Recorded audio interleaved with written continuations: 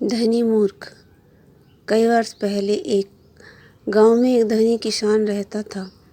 उसके पास बहुत सी जमीन जायदाद, अनाज के भंडार और संपत्ति थी। उसकी फसलें इतनी प्रचुर मात्रा में होती थी कि उसे हर साल नए भंडार बनवाने पड़ते। वह अपने धन और संपत्ति पर गर्व करता और सोचता कि उसका भविष्य सुरक्षित है। एक दिन उसकी फसल असाधारण रूप से अच्छी हुई। खेतों में अनाज इतना भर गया कि उसके पुराने भंडार पूरी तरह से भर गए। किसान अपनी सफलता पर फूला न समाया, लेकिन जल्द ही उसे समस्या का एहसास हुआ। उसने खुद से कहा, मेरे पास इतनी जगह नहीं है कि इस सारी फसल को जमा कर सकूं। अब मुझे क्या करना चाहिए? फिर उसने एक योजना बनाई। उसने सोचा, मैं अपने पुराने भंडार तोड़ दूंगा और उनसे भी बड़े भंडार बनवाऊंगा। मैं सारा अनाज और बाकी संपत्ति इन नए भंडारों में जमा कर लूँगा। तब मुझे कई सालों तक कुछ भी करने की ज़रूरत नहीं होगी। मैं आराम से बैठकर खाऊंगा, पीऊंगा और मौज मस्ती करूंगा। उसने अपने मजदूरों को बुलाया और पुराने भंडार तोड़वाकर नए बड़े भंडार बनवाने का आदेश दिया।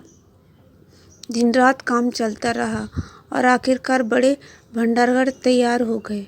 किसान ने अपनी फसल और संपत्ति उनमें भर दी। अब उसे लग रहा था कि वह दुनिया का सबसे बुद्धिमान और भाग्यशाली व्यक्ति है। उस रात किसान अपने आलीशान घर में बैठा था। उसने सोचा, अब मुझे किसी चीज़ की चिंता करने की ज़रूरत नहीं। मैं अपना पूरा जीवन सुख और आराम में बिता सकता हूँ। वह अपनी योजना को लेकर संतुष्ट और आत्ममुक्त था, लेकिन उसे यह पता नहीं था कि उसके जीवन का सबसे बड़ा मोड़ आने वाला है। अचानक आधी रात को उसकी नींद टूटी। उसने एक गहरी, गंभीर आवाज़ सुनी। वह आवाज़ जैसे आसमान से आ रही थी। आवाज़ ने कहा, अरे मूर्ख व्यक्ति, आज रात तुम्हारी आत्मा तुमसे मांग ली जाएगी। तब बताओ तो, कुछ तुमने जमा किया है वह किसका होगा? किसान सन्न रह गया। उसे अपनी योजना की नासमझी का एहसास हुआ, लेकिन अब बहुत देर हो चुकी थी। उसी रात उसकी मृत्यु हो गई। उसके हुए भंडार और सारी संपत्ति दूसरों के हाथ में चली गई। वह अपने साथ कुछ भी नहीं ले सका।